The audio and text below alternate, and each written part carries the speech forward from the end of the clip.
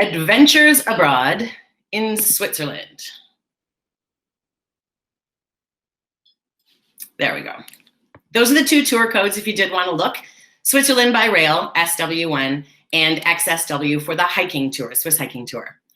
Some of the highlights we see here include the majesty of the Alps, of course, the Jungfraujoch and the Matterhorn, especially the Matterhorn for anybody who was a little kid at Disneyland. The spring flowers, if you do manage to make one of the May or June tours. For me on the rail tour, the quaint little towns of Solothurn, Fribourg, Gruyeres, Appenzell, St Gallen, all these little old towns frozen in time are just a delight to walk through. And then, of course, there's some random moments of Swissness that I'll share with you along the way. Some of the photographs that you're seeing here, the lovely blue lady, that angel, she hangs in the Zurich train station. She's a big welcome in the main Hauptbahnhof. The window that you see next to it is at Chateau Chillon, some flowers in there, loads of photography options for you. The Swiss flag is flying on the back of one of the commuter boats that we will take on the hiking tour, or potentially a tourist boat you can take in Lucerne. And then on the right-hand side, the mountains in Grindelwald with one of the little chapels, the mountain chapels, some quaint little spots you're going to get to see. So, you know, I'm just going to run over the mechanics of the tours. If you are brand new to Adventures Abroad, then just so you know, my job is to feed you twice a day. You're responsible for your third meal and any drinks. I'm going to get you from A to B, do my best to keep you happy. Any questions above that, like when we move to COVID protocol, sales, issues like that, a little above my pay grade. So I would push you to the website for that at the end of the tour. But from here on in, everything I show you, please take some notes, and I'll be ready for questions at the end. Some good notes for both tours. Packing and orientation on this. The pre-departure information that arrives when you confirm the tour says it best. There's two kinds of people on the tour. Those that pack light and those that wish they did. There's a lot of moving on and off of the trains, storing of baggage on the trains, extremely punctual trains, so we have to be too. And that can be a little bit of a game to play. So if you can manage your stuff, you're going to be so much happier. Of course, now I'm going to tell you to bring a bunch of layers because we can have every season in a day. But it just takes a little bit of an art to curate the right suitcase. So you're not carrying too much weight, but you have everything you need. Sensible shoes, always helpful, of course. Cobblestone streets, even on the walking tours of the rail tour. But once we get up into the mountains and hiking, you just want to be comfortable. Uphill and downhill, quite possible. So make sure you feel sturdy. Poles, never a bad idea too. We do some walking, so it's quite helpful. Punctuality, as I've already leaned towards, is very important. We're so beholden to train schedules really on both tours. If that train says it's leaving at 9:41, it's not going to leave at 9:42. So it's also not going to leave at 9:40. So you've got room to work with it on both sides. It just becomes a bit of a stressful schedule till you get your comfort zone built. Refillable water bottles are a great thing to bring on this tour. They have tapped the Swiss Alps, so the meltwater runs freely through all of the towns everywhere. It's so easy to refill throughout the day. And it's so wonderful. And some of the tours where that's not possible and we go through so much plastic, it's great to be able to have a reusable bottle that you can keep with you the whole time. And just the reminder, European electrical outlets, you're looking at the 2 round pins, 220 volt, most of your electronic stuff, and blow dryers can be set to handle both. So just make sure you're gonna be able to get into the wall. But that's not a difficult tour to replace things along the way. That's one of the beauties of this one. It is pretty easy, but there's a lot of, you know, little details that make it nice to have someone taking care of it for you so you can just watch out the window. Some of the customs that concern us when we look at Switzerland, and it's 4 languages. So Grüezi or Grüezival, a great thing to learn. That's a greeting when you are walking into a store, passing somebody on the street. The greeting part of it is the most important though. We would walk into a store and not even think twice about walking up to a counter and say, "Could I have a large coffee, please?" and go back to your phone.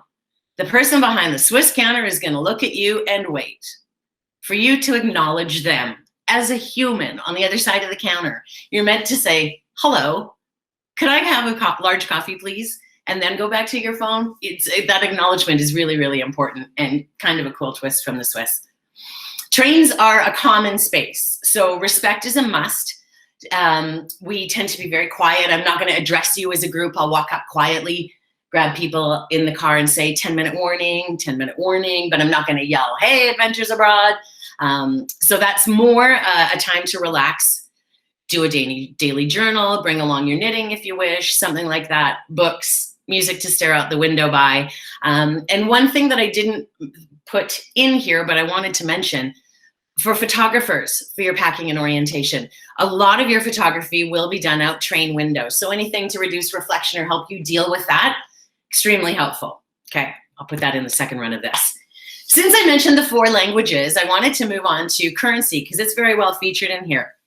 I don't have a beautifully curated Zoom room, so I'm in my kitchen and I put up my map of from the Swiss Rail Tour, just to give you a bit of an idea of how it sits and how the languages work. You speak a lot of Swiss German up here because of the border with Germany, Swiss French over here because of the border with France. Gets pretty easy to follow. Swiss Italian, and then over in the corner, we'll bump into, outside of St Moritz, Romanche, sort of the lesser of the 4, but don't ever say that to the Swiss. They believe in full equality and full representation. Very neutral they are, yes. And that's represented on the money. You're seeing some of the bills. These are brand new. I believe I have only ever seen the 10 and the 20 of these in real life, pardon me. The bills were started to be introduced about 2.5 years ago, and the 1,000-franc note has just come into place. They replace a series that had artists, Swiss artists on the front and examples of their art on the back. Their main language featured prominently on the front, and all 3 with the translation of 100 franc, 100 franc, in the other languages to be represented. The new bills are more to represent the idea of Switzerland and the Swiss. So if I take you through it, you see a hand on each of the bills. They represent something specific to the Swiss. I won't go into it deeply here because that's some stuff we can do in person. You'll also see a globe on there. It rotates, so you see the Earth in a 24-hour clock. There are Swiss items and Swiss places on the back. So that can be kind of fun to muse over on the train. And I do have a warning for you to get ready for a heavy wallet, 7 coins when you're dealing with the Swiss franc. One of the most stable currencies, but it does give you a heavy pocket. You have the 5, 10, 20, and 50 centimes. Those are the littler coins on the left. And then like your dollars, your 1, 2, and 5 franc coins. This isn't an expensive tour on the ground. The standard of living in Switzerland is fairly high. Just so you know, when you do want to get your money out, about $1.30 right now for a Canadian and about $1.10 US, but we'll see how much that changes by the time we get back to normal. As I mentioned, one of the most stable currencies in the world. If you are a collector, those 1,000-franc notes being brand new and perfect, it could be a great time to invest. Communications on the tour, if it's important to you, it's really easy to grab a SIM card and hit the ATM when you hit the airport. Everything is there. When you come out of the main body, it's a shopping mall. So there's 2 carriers to choose from. Not inexpensive, but really great service, and it can be handy, especially if you like to do a couple things on your own or will have a couple days pre or post tour. As I mentioned, also a pharmacy and a grocery store right there in the mall in case you've forgotten anything. That moment on the airplane when you realize a charger's still in the wall at home or that kind of thing, not a problem here. And if you are a smartphone user, you would like to look into the SBB app. It's a chance to find your train. It's really, really helpful, easy to use, and really good if you are going to be there ahead or behind and you want to plan some trips. They have floor maps of the station, all sorts of information, including prices and timing. I'll show you how it looks when you're playing with the app. If you can follow along with my cursor, I've highlighted in purple things that you look for, like in the time of the trip. Big difference between a 56-minute trip and a 1 hour and 18-minute trip, especially in that this one has 1 train the whole way. This one takes so long because you're going to change trains twice. So if we have bags, it's a nightmare. I'm always going to opt for one with no swaps. But you'll notice then that becomes a little busier because it's more convenient. We travel in the second-class cars, which are absolutely perfect. Don't worry. We travel in the second-class cars. Today, this is going to be pretty busy. The 2 people lit up means it's fairly busy. It can get to 3, and those guys can also become red on a holiday. So that warns you that, yeah, okay, maybe the longer trip is better. But those are all decisions that are made easier with the SBB app. As far as transportation on the tour goes, obviously, lots of trains to get around on both. However, We've added a coach to a couple spots on the rail tour. So that gives us some freedom when we're going to be moving around in Montreux, going up for our day in Gruyeres, and our touring in St Gallen towards the end. And both tours afford you a chance to get out on a lake cruise. Some of that will be transport on the hiking tour. The others just a chance to blow off some steam on a free afternoon. We will also feature the use potentially of funiculars, cable cars, or gondolas, those words interchangeable around the world, oddly, and even a chairlift on the hiking tour. So keep that one in mind if heights are not your favorite. We could take trams or buses in Zurich, St Moritz, Zermatt. And which way will the train go? It's a very, very popular question because some of you cannot sit backwards in a moving vehicle.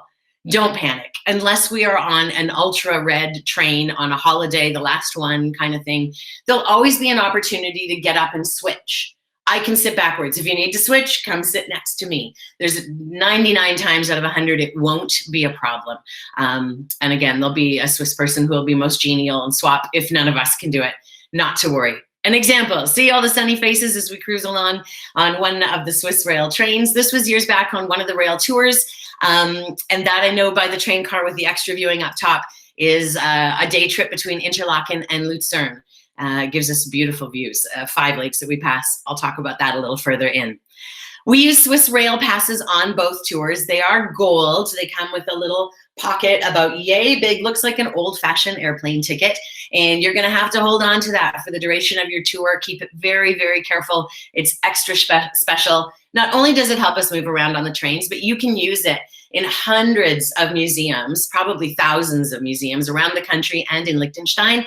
You can get, if not free transit, then half-price transit. All sorts of things are covered by your Swiss rail pass. The biggest challenge that will come when we're getting on the trains, as you'll see, is me as the little Australian border collie running behind and nipping at your heels and saying, just get on the train, please just get on the train. I know it's going to pull away. I want to get you on and get you comfortable. There is a car that we're aiming for potentially because some of our trains might be reserved specially for us if we're meeting a guide in another city, and it's very, timeliness is very important. But next to that are 2 doors to 2 other cars, and we can easily flow back and forth. So that's my stress zone. It's getting you on board safely and easily and not letting anybody get left behind on the tarmac. It's happened once. It's never going to happen again. Knock on wood. They had a phone. It all worked out really, really well. Moving on to a favorite topic. How about food on the tour? As you know, if you've traveled with Adventures Abroad, I am generally responsible for feeding you breakfast and dinner.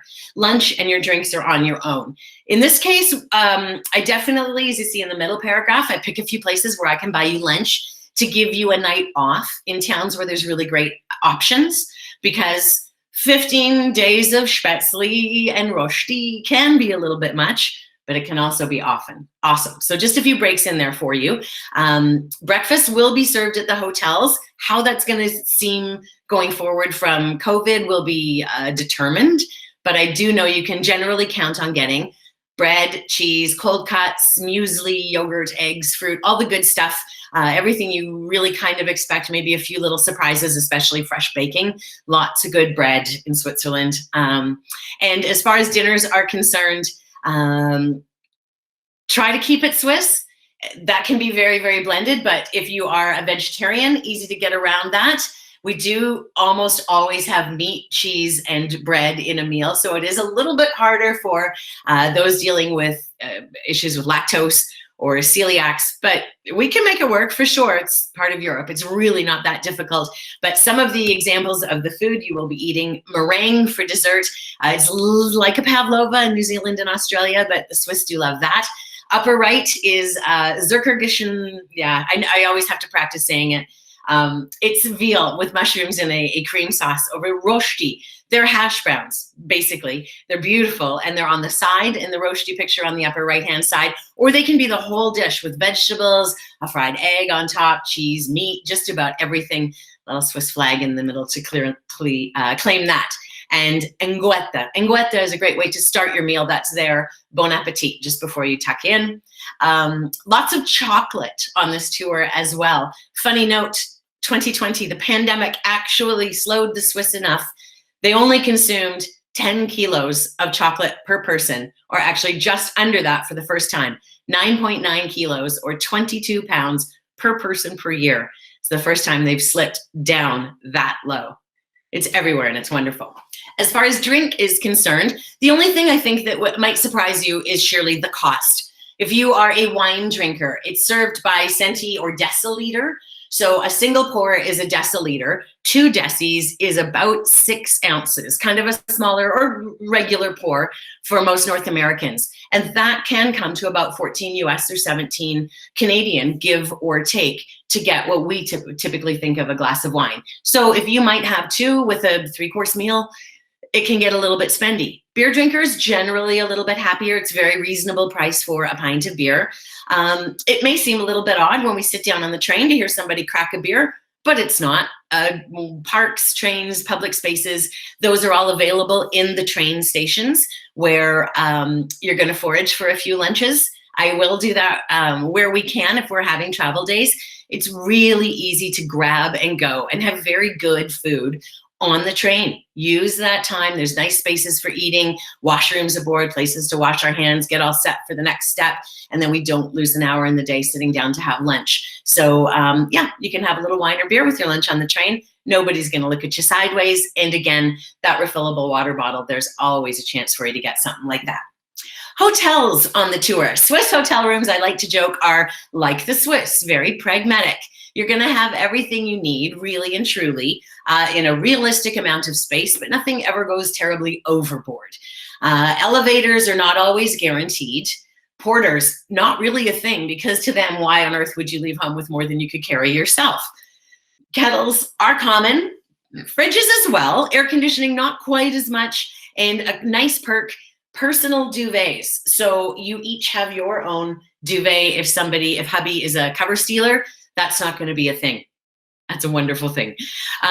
Most of our hotels are within walking distance of the train stations. In Zermatt and St Moritz, they're a little bit further, and we do have arrangements typically where the hotel sends a vehicle to take our bags. We might walk or we might take a local transit to get there, depending on weather, depending on the group. But many times it's a short wheel, but we are responsible for our own bags. Our usual St Moritz hotel also has spa access. Just a reminder for spas in Switzerland, you generally don't need a bathing suit. You just need a comfort zone that's a little wider than most North Americans. This is a little chance for a break if you are only concerned in seeing the Swiss hiking tour. I'm going to be about 10 to 15 minutes going over the day-to-day of the rail tour. So if you like, hop up, go grab a fresh coffee, use the bathroom, anything you need to do, and come on back. Otherwise, let's look at the 14 days we will spend on SW1. Pardon me, I'm having some coffee. Arrival day in Zurich, day 1. Zurich Airport is truly easy to negotiate. Don't tell the office, but you shouldn't really need to purchase a transfer for this tour unless you are someone who really gets knocked out by inter-time zone travel, or you're really bad at directions and you know it, because the train station in Zurich is massive and can be a little bit confusing. You'll get where you need to go. But if that's something you need some help with, I'll meet you at the train station and I'll walk you hand in hand, easy as. But with the apps, as I mentioned, you should be able to plan your own way to the hotel. You can get a SIM card as the airport to help you, along with anything else you've forgotten. And if I don't meet you at the airport, at the hotel, you will be met by me or a note from me with lots of explanations of things you can do with the Swiss Pass I've included, so you can hit the ground running. I do find a lot of people come in the morning. You come in about 10 o'clock, you're really zoning out, but you can't get into your room till 2. So the Swiss Pass allows you to go out and see a few things just to kind of keep you on your feet till you can come back in for that nap. And we'll go out for our first dinner that night and get to know each other. Then we will undertake this trip. Hopefully you can follow my cursor. I'm going to stare at my screen for a little bit, so pardon my squints. In Zurich, we start with a morning tour, heading on to an afternoon tour in Bern, spend the night. We will stop in Solothurn the next day, where I'm going to show you the city wall there. We'll travel on via Lausanne to Montreux, where we'll set ourselves up for a couple of nights. There we'll tour Montreux. We'll go back to Lausanne for a day, for a walking tour over to Gruyere for another fun afternoon of exploration, spending the night in Montreux. When we leave, we stop for a walking tour with me in Fribourg, traveling on to Interlaken, based there for a few days so we can go on our Jungfraujoch Adventure and do our day trip to Lucerne. Back on the trains into Zermatt to go see the Matterhorn. From there, it's Glacier Express Day, Zermatt to St Moritz. And in St Moritz, we use a vehicle to go tour around here, Zuoz and Zernez. Sounds funny, but a Z or Z is like a TZ or a TZ. So you kind of hit it like Zurich. On the way home, St Moritz to Liechtenstein for lunch in Vaduz. We will land in St Gallen, make it to Appenzell for some touring on our last morning, and then whoop, right back for our final dinner in Zurich. And everybody heads home from there. This tour is activity level 2. I think that is an appropriate description because the walking tours are not too crazy. There's some uphill in Lausanne that can get you. But for the most part, it's flat, it's reasonable, and it's Europe. So lots to stop and stare at and catch your breath. The only thing really that's important is the ability to get your bags onto the train and tucked away so that we're not rude tourists. So maybe we get together as a team and we start to work the couple strapping lads that are there, help people get things up and aboard or up and above into zones, and I can find little cubbies underneath. It's good to work as a team, and it takes a lot of the stress off because we are, as I mentioned, working against time. But activity level 2, if you've done one before and think you can do it, you should be just fine. The only throw out is the Jungfrau Day. With its altitude, that can affect a few people, but got lots of ways to cope with that because I've had different experiences up there. Moving on to day 2, this is a lot of walking. We're going to have 2-hour walking tours in both Zurich and Bern. We'll check out of the hotel in the morning. Our guide will meet us there. We walk on, generally finishing with the Marc Chagall windows at the Fraumünster Cathedral, especially if I manage to get Ari as our guide. I have to give him 20 minutes. It's delightful. He's got everything down pat. We'll pack our lunch and our bags, get on the train to Bern, drop everything, have a walking tour. You'll be exhausted by the end of it, but I will take you out for a mushroom spätzle that night that will change your life. I promise. Here's some pictures just to see what we'll show you. First day of the morning, this is Zurich on the left. The Fraumünster is the blue spire there in the distance, and the Zurich Sea, a great chance to go on a boat tour if you're there a little bit early. And on the right-hand side, the capital city of Bern, you do see its famous Scheidegg there in the back, plenty of colorful fountains, and the walled shopping arcades on each side. Those are very, very typical Bern city settings. Day 3, we will do some traveling. Bern to Solothurn, store our bags, and then walk into town and explore this quaint little village. Usually I'm able to give you time for coffee and cake in the square or to grab some lunch, but we'll grab a meal for the train once again so that when we arrive in Montreux, we're going to drop bags and run out and see that town as quick as we can. We start at the Freddie Mercury statue in Montreux. If you're a fan of the 70s rock band Queen, they did a lot of recording there. And so Freddie has his own statue and a studio he's left behind in a legacy. From there, we just proceed along the boardwalk. It's beautiful strolling along the lake. We'll make our way down to Chateau Chillon, the Niagara Falls of Switzerland. It's the most photographed spot according to Tourism Switzerland. And get you back home in time for dinner. Again, another busy shuffle day, but well worth it. On the left, you see Chateau Chillon, on the left, you see the St. Ursula's Cathedral in Solothurn, and the city gate in the back left-hand corner, and Chateau Chillon on the lake. Obviously, a little bit of filter action going on there, I'm guessing, but it really is truly a beautiful little spot. Day 4, we will be based here in Montreux, visiting Lausanne and the Gruyere zone. On this, we'll take a train over to Lausanne, meet our local guides. I'm sorry if my friends start off on a little texting chain. I haven't been able to stop that from doing that. Hopefully I don't go ping, ping, ping for a few minutes. If I do, I apologize. Quick train trip to Lausanne. We'll meet our local guide, have a Saturday market to stroll through, which is really lovely. And with the addition on the bus that picks us up there, we now have a very casual afternoon in Gruyere. That's a chance to learn a little bit about how the Swiss make cheese in the town of Gruyere, duh, right? We get some cheese samples and then set off into the castled wall hill, city on the hill. There you can visit the castle, self-guided. There's all sorts of eclectic sightseeing. If you remember the movie Alien or Aliens or Alien 3 with Sigourney Weaver, the monster was created by a Swiss man, and he has a bar dedicated to him that is like nowhere else. There's a collection of Buddhist relics in a deconsecrated Catholic church that is, again, like nowhere else. So it's really a fun afternoon to spend time.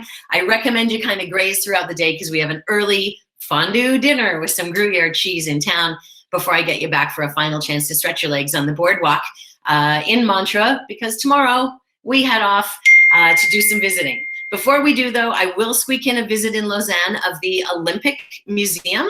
Hopefully you can see that that is the high jump. You walk in underneath that, so that's got to be 8 feet, and somebody does the Fosbury flop over top of that. It's a wee bit humbling. And here in the town of Gruyere, on a bit of a drizzly day, you can see what I mean here in the forefront about the different fountains that are available. There's 2 little spigots there on the side. You just lean in with your bottle, fill it up, and all is well. When we leave Montreux, we will stop for a Sunday, a lazy Sunday in the town of Fribourg. This is a fun one. It's a university town geared a little bit younger, so it's very quiet when we arrive. We get to stroll through the new part of town, the old part of town, on the way visit a Sunday market, and end in a beautiful square where I tend to buy you lunch because it's just a nice way to finish all of our walking. And we head back to the train, arriving in Interlaken, which is a very colorful and multicultural town. Great chance for you to have a break from Swiss meals, take yourself out and reset yourself. Interlaken is, as I mentioned in here, a real tourist town. People come for the skiing in the mountains around. In the summer, you have Lake Thun and Lake Brienz, beautiful blue water, paragliders all year round because the winds in the mountains are perfect. If you want to have coffee in the main square and watch them land, some are successful, some not so much. And you can also watch for your favorite Bollywood film actor. The mountains around Kashmir, Pakistan, they're not stable. The movie industry has moved to Interlaken for more than a decade. So often you find tourists moving through trying to find the field where Aishwarya Rai had wounded a girl, that kind of thing. And so it's kind of entertaining to see all of the different cultures mix in Interlaken. As I mentioned, we'll send you out for your own dinner and a chance to peruse some of the $30,000, $40,000 watches that are on sale in this very touristy town.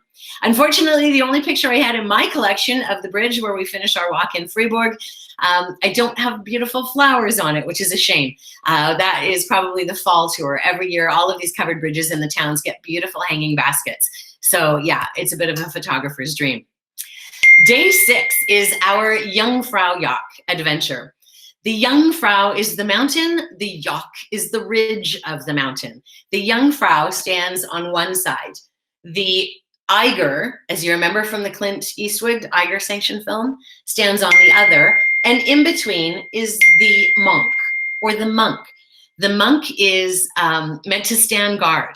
He keeps the purity of the Jungfrau, young woman, against the ogre, the Eiger. So that's the legend of the 3 mountains, which we're going to take a train through today. It's quite a feat of engineering. We will take a train up from to Grindelwald, where there we meet the cog rail that takes us up to Kleine Scheidegg with the view of the mountains right there. You'll be able to see what we're headed for. And it becomes a pretty slick tourist spot up top. I'm gonna jump ahead just so you have the perspective to see this. Oh, girls, this is killing us. They have to stop chatting. When you arrive, we come up into this wooden-sided area of the mountain. We're almost 12,000 feet in the air. It's crazy they were able to build this. In that is a restaurant, a train station, all sorts of shopping, tourist kind of stuff, everything you need for arrival and departure on the mountain. And then we will begin our tour. We walk through the glass part here. We move in and amongst this area in the mountain with Disney-esque, big, grand, moving pictures to stare at on the wall. Information about the weather station it began as. On top of that, you can see the weather station itself. That's where they collect all kinds of information for the country still after all these years. We're also going to get on an elevator and it's going to whip us up here to the Sphinx. The Sphinx looks like this when we're up top. You can see how they can have an observatory space for all of the scientists. Again, a chance to buy a $30,000 watch. and a chance to walk around the platform here. You see some people standing here taking photos. They're looking back down the hill at Interlaken. On the other side, you can just make out that they're looking down on the Aletsch Glacier. That's the longest running glacier, flowing glacier in mainland Europe. Iceland has a longer one, but there you go. There's the Aletsch Glacier behind you. Inside, here's an example of the ice palace that we walk through. It's a little touristy, kitschy, but it's really lovely. And we pray for a great weather day. I have come out at the top of the Sphinx and it's just cloud.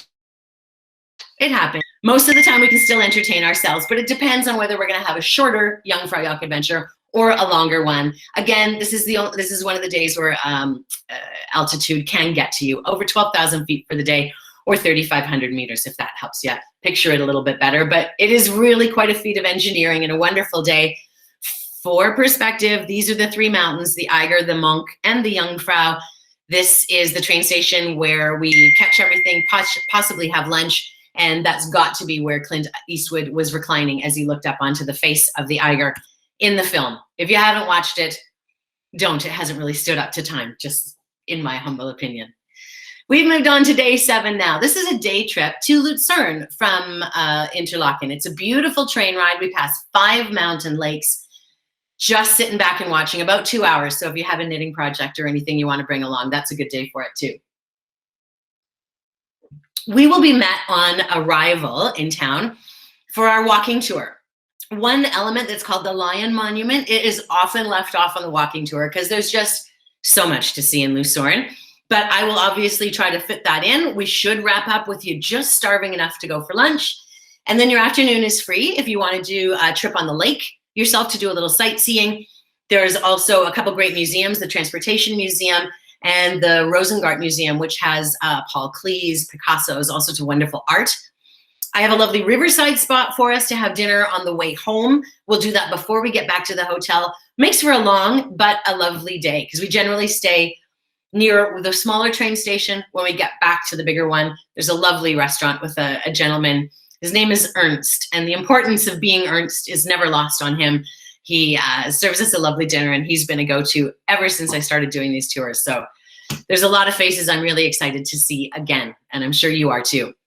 On the left here, you see the picture of the Lion Monument, the most mournful piece of stone you will ever see, according to Mark Twain. And on the right, the Kapelbruck in Lucerne. I had to steal a stock photo from online because I just couldn't do one justice. That year was such beautiful flowers. You'll see scenes like that around Switzerland all summer long. Day 8, we move from Interlaken down to Zermatt, or up altitude-wise. 3 train rides to start our day. Yeah, we're going to be a little pooped when we get there, but when we arrive in Zermatt, the hotel generally arranges to pick up our bags. Once that's sorted, we walk across the parking lot, a little quick right-hand turn of the head, and there you go. It's the Matterhorn, as long as the weather gods are playing along with us. If they are, we will spend the afternoon getting to know Zermatt. I want to show you the Hinterdorfstrasse, the old wooden buildings dating from the 1500s, the Matterhorn Museum in town, and a few other points like the Climber Cemetery, very poignant in the city that we're in, and save the Gornergrat for tomorrow. It's in your itinerary for today. If we know we got great weather tomorrow, we can spend the whole day, and that's a lot more fun. It's a better way to do it. So hopefully the weather gods are kind. Otherwise, you get this photo to bring home. That is us at the top of the mountain. Off in the distance is supposed to be the Matterhorn. Instead, I always make sure you go up the mountain with a Toblerone bar because the mountain, the shape that you see there on the package is inspired by the Matterhorn, as is the triangular shape of the chocolates if you've had them. So at least you have that. And you can always come back, right? Mountain's always there. You just got to come back. So this should be our day 9, Gornergrat and Matterhorn day. We take the mountain rack railway up to the top, and then from there, we can do a lot of things. We are basically in the midst of a giant ski resort. If you wanted to, you could ski to Italy for lunch. However, we're generally not there when the resort time is operating. We are going to be hiking or walking. So chance to explore at the weather station at the top of the Gornergrat, much like at the Jungfrau. There's a beautiful lake at the second to last stop. In the fall, it's melted enough that you can get a beautiful reflection of the Matterhorn in the lake. It's a really great walk, one I will really try to do. If we're there in the spring, that probably is not going to be available to you, so we'll move a little bit lower down the mountain, and then we can do our walks maybe down into the town of Furi, where we can have a mountain lunch, walking back in, gondola-ing back in. You can train right up and train right back, just in case you're feeling a little fatigue. This day is easy to be flexible with, so there's lots to do or little to do, but that should be all about the Gornergrat and the Matterhorn. There's a little image, the reflection of the Matterhorn. Not sure how it became all about me because I'm really standing in the way there. And on the right-hand side, some garden gnomes. One of the little places in Furi, these are little houses that people have. And then in their basements or on their patio, they have opened up a little restaurant. And Mama bakes a cake in the morning, and there's always fresh coffee or hot chocolate or beer. And you can come after your hike and sit on the deck and have a really lovely break. And I just love those little gnomes that they've made. They've been sitting there for years. Day 10, a nice lazy one if you're ready for it, the Glacier Express. It is the slowest express train in the world, and they are happy to brag about it. We got our steps in yesterday, so today, sit back and watch the world go by. It's a very comfortable place to do it. You'll be sitting by 4. This is one of the only places. We do have assigned seating, so somebody's gonna have to sit backwards. We'll work it out. We'll work it out for sure, but we will leave time in the morning when we get out of the hotel to grab breakfast, again, at the train station, or sorry, lunch, to bring on the train with us. You can treat yourself to a Glacier Express meal. In my opinion, it's not worth the expense. I'm gonna take you out for a lovely dinner when we get to St Moritz. So I highly recommend we just grab lunch on board, pace it. You can get wine with lunch, but I got a little cheeky with this photograph suggesting maybe you skip it. By the afternoon, just sitting still can be a little bit long. You can see the sitting zone on the express train though. The table does fold out, so it can be a little bit bigger for mealtime or a card game or pulling out the map to read along, or you can close it up if you just want some space to relax as you watch the world go by, as you do. An onboard announcement system will tell you everything you need to know. If you can leave the earphones in the whole time, they do give you little earbuds, so you can bring your own if you have a nice pair. In the train car, it'll say bong, you make sure you're listening, and it tells you a little bit about what you're seeing. I can always try to fill in some blanks, but it really is just a nice casual day. There's a chance for a walk before dinner when we hit St Moritz, but it will be day 11 when we really explore this ski and shopping town. It is the birthplace of tobogganing.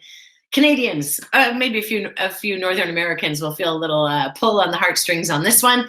This is where they started to fling themselves down the icy climbs just for the sheer fun of it. We get a motor coach today, so we can follow a bit of the track, and you'll see the way they bank literally sideways along what is a road normally, but during the certain time of the year when the Cresta run is open, the city is definitely modified on your ability to move about. We'll stop for pictures in the picture-perfect town of Zuoz. It was a big, important political town at one point. Now it's just lovely to stroll through. And in Zuoz, we visit the Swiss National Park Museum. It's a little bit more geared towards kids, but I find people really do enjoy. It's a lovely bulk of the morning. We tend to have lunch in Zernez and then get back in the afternoon to St Moritz. And there you can kind of choose a walk around the lake, shopping in town, Sagantini Museum. It's really a bit of free time. Soak in the spa, again, that's available to you. And then a dinner on the town. Again, stole a stock photo, sorry about that. You see the Cresta Rider, that is where the run starts in the town. And across the street in the back there, you see the Kulm Hotel.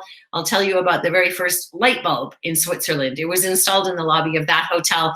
Somebody had to change it every 76 minutes, but it was progress, wasn't it? Day 12, we're starting to peel down. We're getting to St Moritz and on. Liechtenstein is our destination today, and Gravel or Dramamine may be your best friend if you are prone to motion sickness.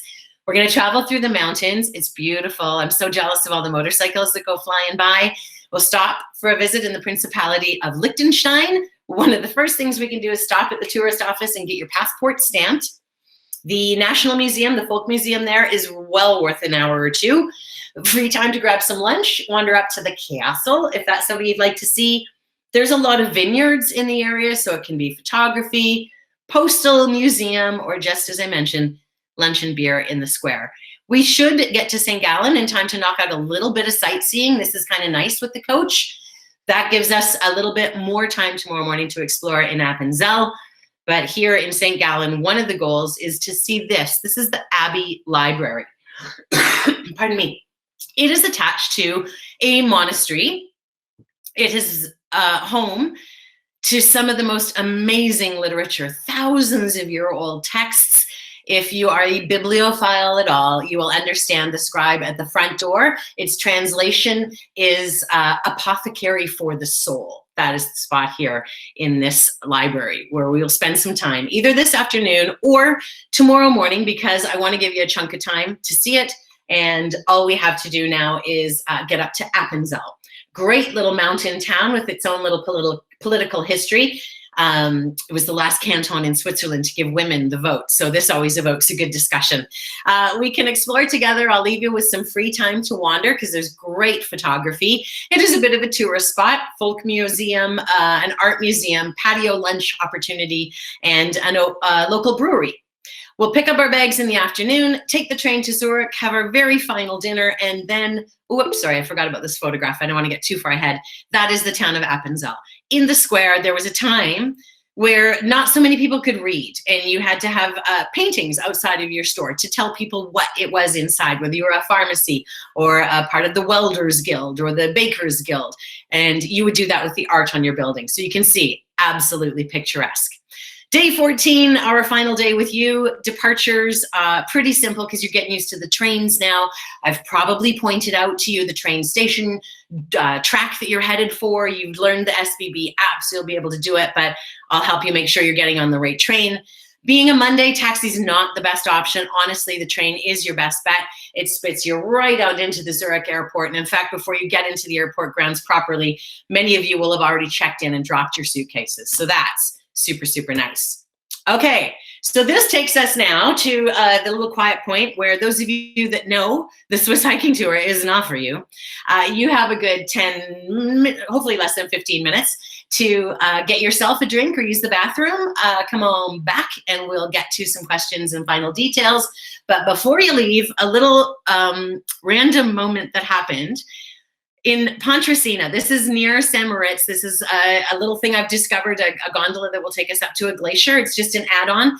And one day we got on, all these gentlemen shuffled on. They turned out to be a choir, and this is the most Switzerland I have ever Switzerlanded.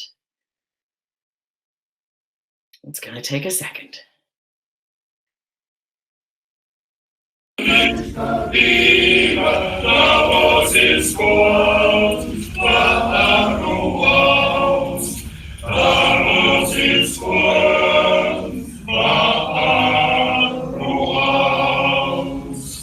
Of course, I turned around and said, "Oh yeah, I planned that," but no, we don't have it happen every time. But that was really a lovely moment. Okay, so I'm going to move on now. I'm going to move on now. There we go, to our Swiss hiking tour. In this one, technically, it's Zurich to Lucerne, because our final morning, you will take yourself back to Zurich. Easily done because you've already figured it all out. But just for perspective, we do start here in Zurich, going clockwise this time, down to St Moritz. Did you see me have to compute which direction that was? We do have a hike here that we will do up in the mountains. A lazy day on the Glacier Express in the other direction into Zermatt. We have a couple different excursions we'll do, including our day at the Matterhorn, and then on to the town of Grindelwald. This is Interlaken, where we stopped on the rail train. This time we go up into the mountains and stay in the little town of Grindelwald, because we will do the Jungfraujoch Adventure, but we also do a hiking adventure here.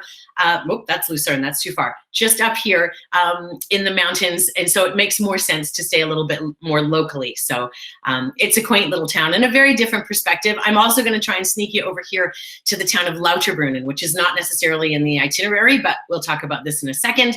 And then we finish here in Lucerne with some hiking and then a day trip to Bern to finish. And as I mentioned on the final morning, you'll get yourself from Lucerne to Zurich.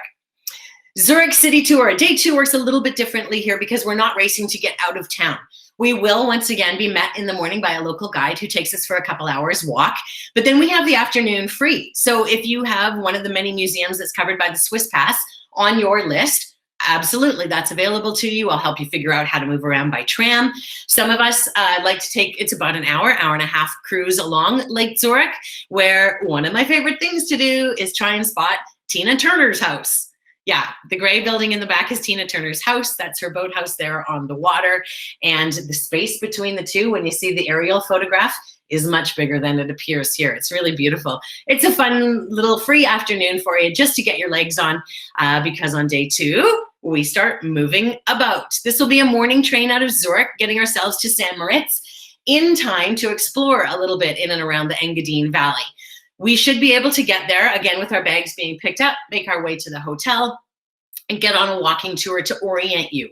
The photo that you see is being taken from the lake that is in the main part of St Moritz. The ski town is up on the hill behind, and then it's mountains all around you behind, because it really is a ski resort. Again, we will go over the birthplace of tobogganing, move you around the playground of the rich and famous, and probably do a lake walk that day, take you out for dinner. Because tomorrow we get our steps in as we go hiking in Muottas, Muragl. The Swiss are brilliant. I was terrified the first time I was given the Swiss hiking tour because I was not in the greatest of fitness. However, they're great. We start with a funicular ride all the way up, and then you walk along the top. In the spring, this is where the flowers really come in on this walk specifically. And then it's lovely. In the middle of the 7 kilometers is a place where we can stop for, again, coffee and cake or a picnic lunch. And it's a tiny bit humbling partway through to realize, oh my gosh, your servers did that work this morning. That same walk you just did, probably with a cake in their backpack, and that's what you're enjoying right now, or all the ingredients to make the soup that you're going to enjoy in just a few minutes. That's only at the halfway point too, so they walk back every day. They do what we do. That's quite the commute, 7 kilometers on a trail. The walking is mostly soft rolling hills, except this one's a bit of a punch to the gut because it saves the uphill for the very finish. Once we're done, we'll take a chair lift down and back to the bus and to the hotel if you wish. Whoops, sorry, no, on that day we have a train because this is the hiking tour. Or north to Pontresina to that glacier where we ran into the random choir. No promises, but if you're feeling good on that day, that's what we'll do. The pink flowers, moss campion, teeny little flowers that blanket the ground. When in doubt up there, when the color purpley blue like that shows up, guess gentian. 9 times out of 10, you're probably right. And that should be a trefoil up in the yellow in the right-hand corner, and a little picture of the mountain restaurant that we stop at along the tour there in the mountains. It's picture perfect, and I just am always still floored that somebody walks 7 kilometers every day to go to work for that one. Glacier Express to Zermatt today. We're going to do it in the backwards direction from the rail tour, but as I explained, the very lazy, slow day as you watch the world go by, play-by-play information. We're going to cross our fingers for lovely weather on this one. It's not the worst in terrible weather, but of course, it's optimal when we can see all the beautiful mountains around us. Day 6 is Zermatt and the Matterhorn. The Gornergrat Railway, this is the whole day for us, so we are going to get up there and play in our views of the Matterhorn with any luck from the weather. And then the way we come down will depend on a few options. We may want to get back a little bit early because we haven't had our chance to explore in the town. You want to save, again, the Old Town and the Matterhorn Museum and the cemetery for part of the sightseeing, but hikes are what it's all about there as well. So you could spend the whole day on the mountain. One day that was especially fun was coming down as the Zermatt Marathon was happening. It actually finishes about partway up the mountain, but there are some people that were in the ultra category who ran to the top. As we walked down, people started to run up, and again, humbling. Another option will again take us down to Furi, the little mountain town. We can stroll all over with views of the Matterhorn at the foot of the Matterhorn. It's what it's all about for our day today. For perspective, this is the town of Zermatt with the blue dot up there. That's where we catch the Gornergrat Bahn. Up top here is the weather station, the zoning where we're gonna walk out and play a little bit. There's the little lake, you can see if it's melted, and then options. You can get off on the train in a few different spots here and either do this teeny little walk down, a bigger walk into here and a walk down, go back up to the mountain. Basically, I'm trying to show you we're in the midst of a ski resort, and this is where you can take the gondola up, ski down to Italy for lunch because it's less expensive, back to Switzerland for the evening, and into your hotel. Kind of crazy. Day 7, we're going to get back on the train, Zermatt, Interlaken, and Grindelwald. This day could be a killer, but if you're up for it, I want to take you to Trummelbach Falls. It's not in the itinerary. You're meant to spend some time exploring the town of Interlaken before we go up to Grindelwald. In my opinion, Interlaken is a bit of a slick tourist city. It's quaint, it's lovely, it's nice if you're going to spend some time there and be on the lakes or do one of the adventures. If you're just spending time, no, please come with me up to Lauterbrunnen, and we'll do it with another train to see Trummelbach Falls. You have those 3 main mountains, the Eiger, the Monk, and the Jungfrau. The basin where their melt comes is all flowing down into this one spot on the Alps, and all of that water over time has carved its way through the mountain. We'll talk about rock flour, F-L-O-U-R. This is the silt that's in the water, and it makes it like sandpaper. So just the powerful force of the water moving through it, scraping the walls with with sandpaper has created these waterfalls that are like none other. This is just one of the 10 different waterfalls that we visit at Trummelbach.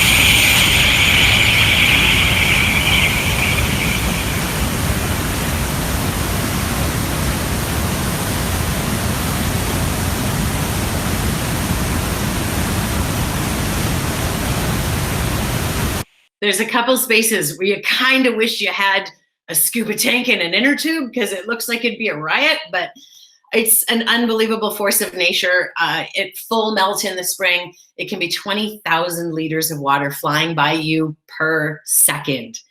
We'll walk one of the directions to it because the walls in the mountain town of Lauterbrunnen are spectacular, and then get our tired butts up to Grindelwald, where I'll take you out for dinner. It's a big day, but it really, really is worth the effort, as I mentioned, and it is a good day. From Grindelwald, we'll do some exploring in the mountain town there, the Bachalpsee. Sea is lake, so we're going to Lake Bachalp on this day. We will take a gondola up the north side of the valley. The cliff walk is up there. That's brand new. It was introduced in 2017. Well worth a look, see if you can handle the heights and the weather is good because it has you jutting out over the valley to see tremendous views. The trail that we will walk on eventually takes the 250-meter gain out of you at the early part of it, which is nice. And then we walk along the mountain to the lake and then eventually downhill, about 750 meters of downhill today. So knees and hips can be accommodated, but it can be big for you. Walking sticks or walking poles might be a good one on that one. Just for perspective, that lake that we will see, no guarantee it's going to look like that, not my photograph, but it is pretty spectacular. And then on the right-hand side, you can see the cliff walk. This is what they've built in the side of the mountain. I know that my mother gets a cold sweat every time I go on it because she hates heights, but it is a kind of a fun touristy thing to do. And as I mentioned here, we can have lunch on the mountain. If you're pooped, there is a bus that can take you partway down from the mountain. So then you would have lunch in the village kind of thing. But a lovely, lovely day, 8 kilometers walking, about 3.5 hours of total walking time with a little bit of free time before we go back out for dinner. The next day, we will have our Jungfraujoch Adventure, and it happens a little bit differently. Walking through the other side of town, we take a chairlift up to the top. This is a nice ski area that has a wanderweg, about 90 minutes walking in a mountain path. The whole time we stare at the Eiger, the Monk, and the Jungfrau. Let me show you the picture. This one is one of mine. That's my group in front of me. It's a very casual, lovely walk along a path like this. And we get back in front there between those 2 sets of mountains. We'll have our lunch. And then in the afternoon, take the train up through the mountains, ending up at the Jungfraujoch, which we will show you, the little Disney-esque space. Kleine Scheidegg is a little town where we have lunch. I'm probably going to feed you there so that you can take yourself out in Grindelwald because it does have some nice options. And by now, everybody's looking for a little bit of a break, maybe from the group, maybe from me, and maybe from the Schwartzee, as I mentioned. Day 10, this is a beautiful day as we go from Grindelwald to Lucerne, as I already mentioned.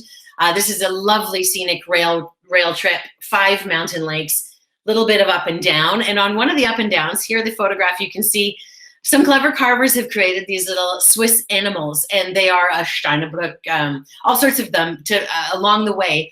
probably about an hour and a half spaced out. So it's kind of a fun game to spot them as they go by on the train. It really is just a lovely morning. We'll be met by a guide, do a 2-hour walking tour to get oriented, a little bit of free time to check out the Lion Monument with the, I'll give you some time to do the city wall if you wish, dinner on the town, and then we will have our hiking experience in and around Lucerne.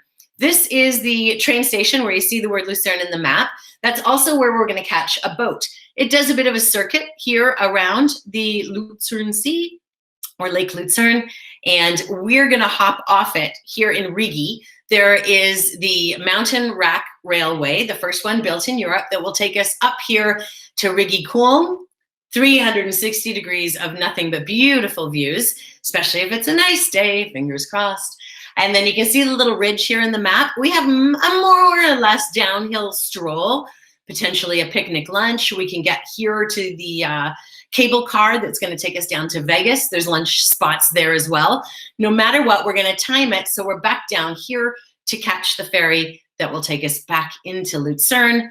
Pretty good afternoon with a little bit of free time left in the afternoon because we're getting down to the last moments. That'll be your last bit of free time in that city because on our last day, we do a day trip to Bern, and it's a great one. About an hour's train ride. We'll be met again for a walking tour. You'll have free time as we finish at lunch. If you want to come for the life-changing mushroom spätzle, you should. There's also an opportunity to walk up over top of the town to see the rose garden. In fall, that's a bummer. All the roses are done, but in spring, quite spectacular. The Paul Klee Museum, you can easily reach by bus. It's the capital city. There's loads to do. And in the summer, if it's hot enough, you can also float in the river, as the locals do. I've not tried that one yet, but I'd love to. Sometimes people have flights that leave a little bit early, maybe even in the evening in our dinner hour. If that's the case, if it's going to really affect the whole group, I'll arrange for us to have an early final dinner in Bern. And if not, that's our last night. And tomorrow morning, you will all do the same thing as leaving from the Zurich tour. And that is to just get yourself on the train. You do need a little bit more than an hour. And trains don't begin till 5:30 in the morning or 5:35.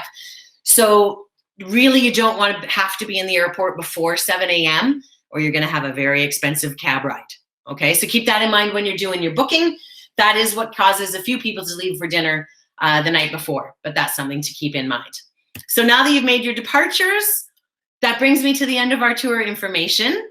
This is the little card that I should include so you can see some of the dates that we have upcoming for both. On the left, the Swiss Rail Tour. On the right, the Swiss Hiking Tour dates, a little fewer of those. And because you were here to see all of this in our inaugural Adventures Abroad cast, thank you for doing that. We're happy to offer you another $100 discount if you choose to book because of this and you mention the webinar. If you choose to book because it seems like it'd be fun to do this with me, you want to look at the September dates for next year. I'm going to do a rail tour and a hiking tour. I can't commit to anything in May or June, unfortunately. So if you think it'd be fun to do, but not with me, that's the tours you're going to look for. And of course, it'll be ongoing, but we want to get you out there early and often because we're all dying to do that. We, just so you know, these Adventure broadcasts came out of Zoom meetings we were doing together. We just needed to connect. We needed to talk travel. Each tour leader would pick one of their favorites and present them to the other tour leaders because there's always a first time. So having a wealth of knowledge like this recorded gives you a huge advantage when you're going and preparing and setting yourself up for that. So that's where they came from. Now you know there should be some more in the future, especially if you tell people that you really enjoyed it. I'm going to go back so I can stop sharing the presentation and seeing your face. I hope I did that successfully. Raymond will tell me if not, and I'm going to change my layout so I can see more smiling faces. And I'm going to take a drink and let some honey get onto the back of my throat and say, hey, we've made it to the questions, comments, and concerns portion of the program. Please feel free to turn your microphone back on if you have a question. If you can see how to raise your hand, as I see a bunch of you do, what you should be seeing in the bottom console or some dots there, and it's just got a little hand like that. If you press that, I should be able to see that you have a question, and I will answer one that we did get here in my notes. I hope I managed to cover everything off. Yeah, I did. One from Kay, who asked if you would typically be able to discuss alternative shorter, longer, harder, easier options on the Swiss hiking tour. And my answer to that is yes. At first I paused thinking, oh, not every one. But then when I put my mind to it, 100%, yes, you would be able to adjust and make it easier through pretty much any of the tours, hikes that we do in the Swiss hiking tour. Okay, so up top from there, David Dunlop, I see you have your hand up. Please, if you could turn your microphone on, I'd love to hear your question. You are muted. There we go. Welcome. I didn't actually have a question. I don't know how my hand went up. I must have clicked by mistake. You are my people. You are my people. I do that all the time. No worries. There are some other hands up, so thanks. Welcome. I'm having trouble reading that. Lori Friedman, you have a question. Hi, Lori. Turn your microphone off. Don't forget, or turn your microphone back on, please. And let us know your question, Lori. I can't hear you right now. Microphone should be on the farthest to your left, on the lower side. Just found it. Okay. I was clicking. All right. I'm kind of a serious amateur photographer. What are the pros and cons of spring trip versus a fall trip? I imagine the wildflowers in the spring. What's in the fall? Yeah. Wildflowers in the spring are the first big difference. In the summer, if you do get some dates to get a little bit later, sometimes in the fall, like I mentioned, the flower baskets, decorations and things, you can be starting to see the change in temperature. You can get an odd weather incident, but that can lend to photography.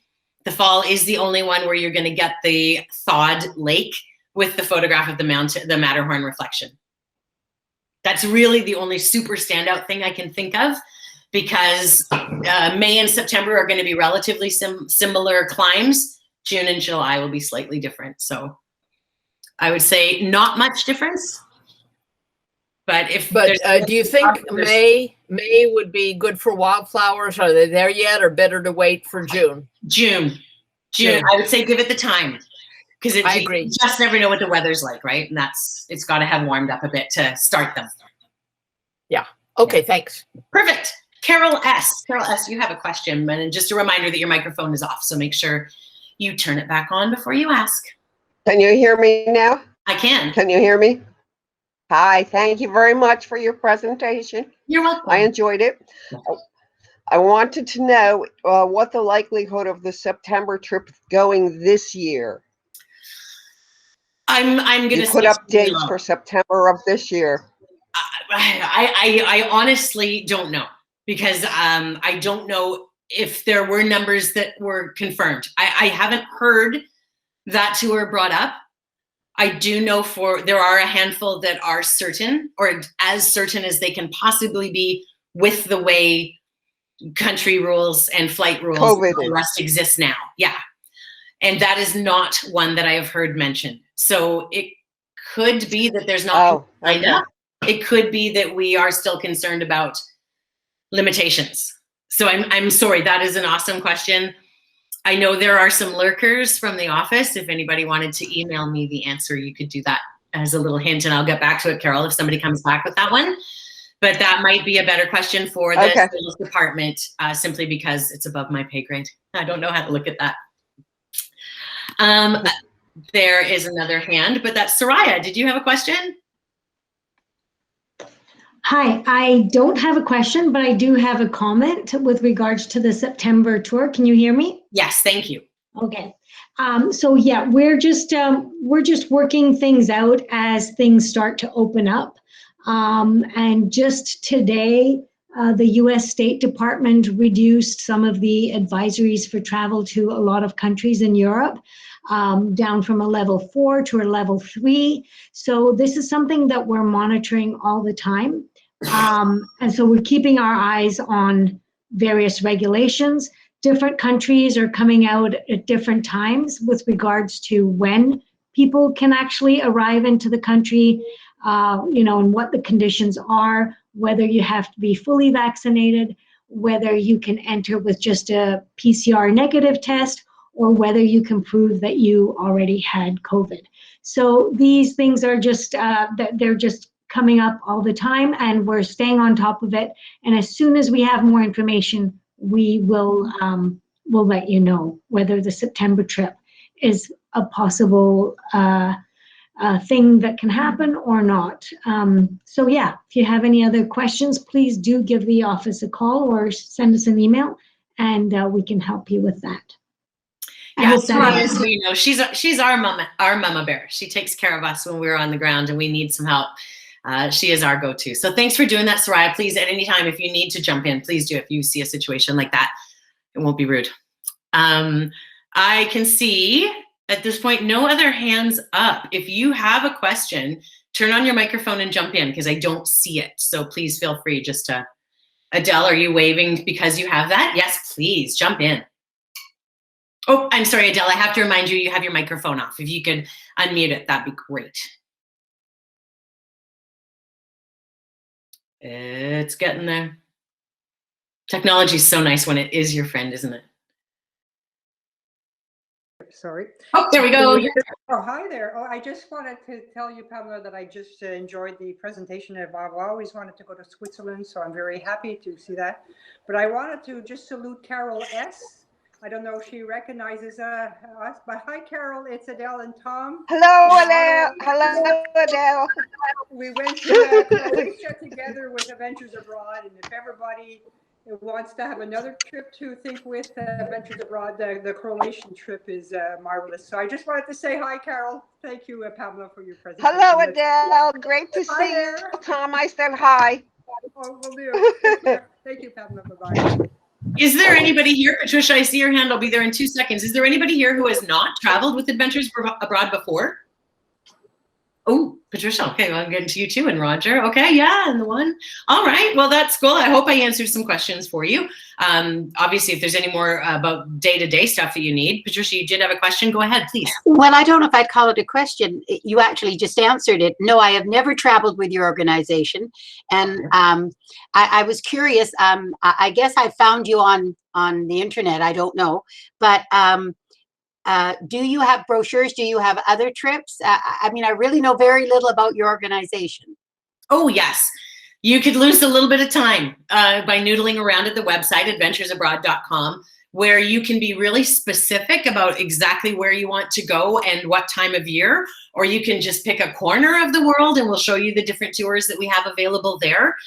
At the website, you can also request, we do have a big, beautiful, glossy catalog if you want to spend some time just turning pages and things like that too. So all of that is available at the website, absolutely. There, I believe, are potentially 120 different destinations. I know I have done more than 40 with Adventures Abroad. So it's, there's plenty of options, plenty of options. Thank you very much. Thank you. You're very welcome. Adele and Lori, just so you know, you do still have your hands up. So if you do have a question, oh, and Carol as well, throw them out, but if not, anybody else that does, I don't see hands, but I'm happy to answer. Wow, that's also maybe a little bit of feedback that I did a pretty good job covering most of the information. Brian, something just occurred to you. Yeah, we often on adventures tours spend a day prior to or at the end of the tour in the arrival departure city. Is Zurich one of those places where it's worthwhile? Okay, thank you. Yes.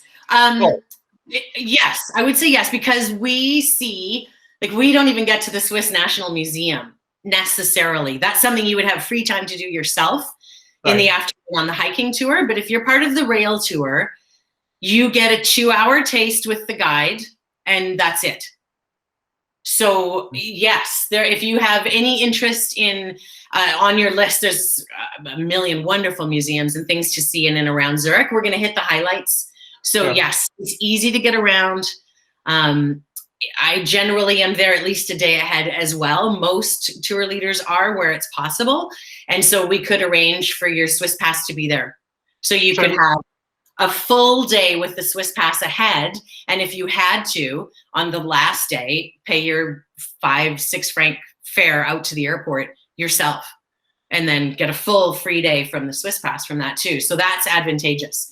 We start out, our very first night is in Zurich. Is our last night in Zurich? It is, isn't Correct. it? Yes, it is. So, okay, so the hotel. Yeah. Yeah. And Okay. we generally stay in the same hotel.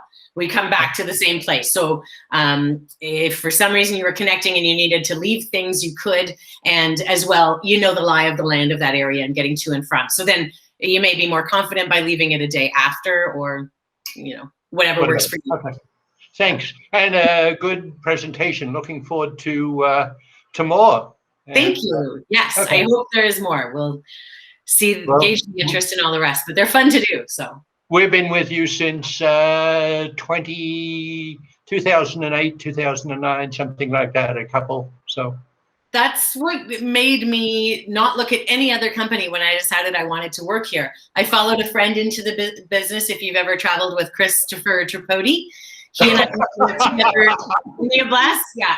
We used to work together in Vancouver in the music industry years ago. And then his travel stories got better than mine. So it bugged me, and I followed him in here because he had stories of repeat clients, and it just felt like it was a good place to be. And it's proven that. So the trouble with traveling with Tripodi is we have to go out to buy the ugliest shirt we can to give him to match his regular wardrobe at the end of the tour. So anyway. And he loves every minute of it, I know. He does. Thanks for the answers. Thanks. Yes, you're welcome. Any other questions?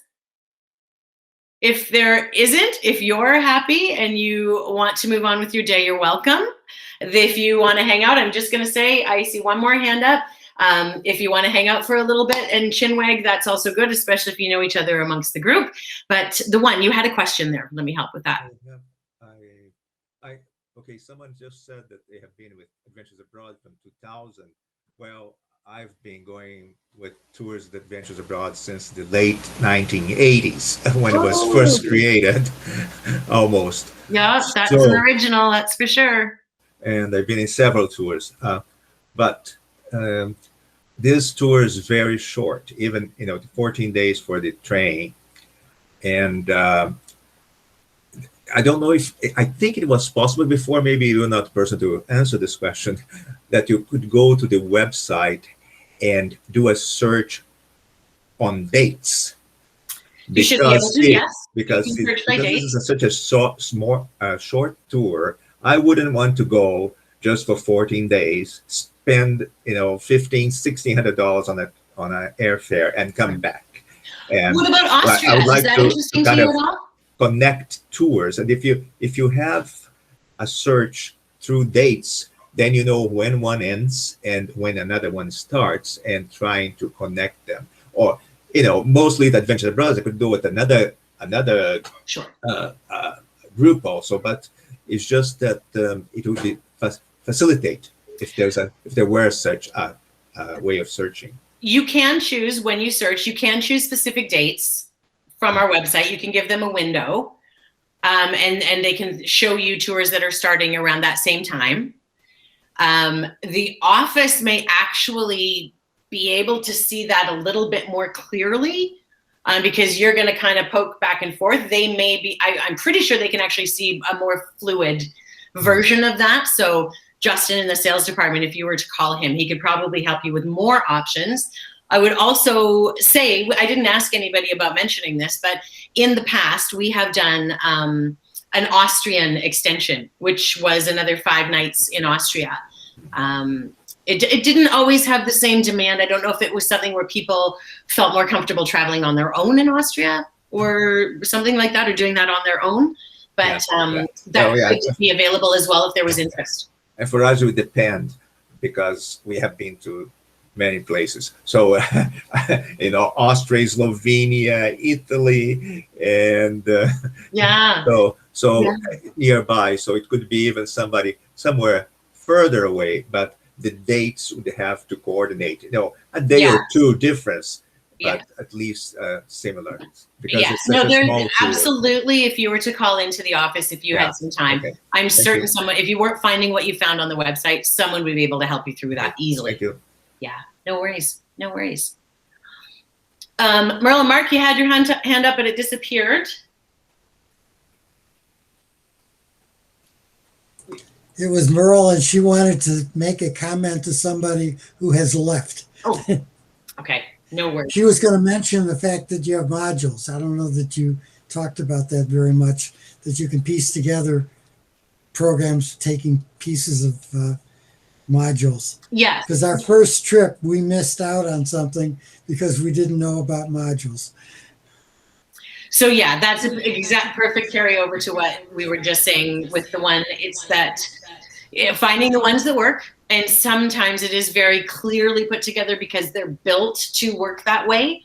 Sometimes you do have to do a bit of due diligence to find it because they're not necessarily built that way. There's not that absolutely smooth transition.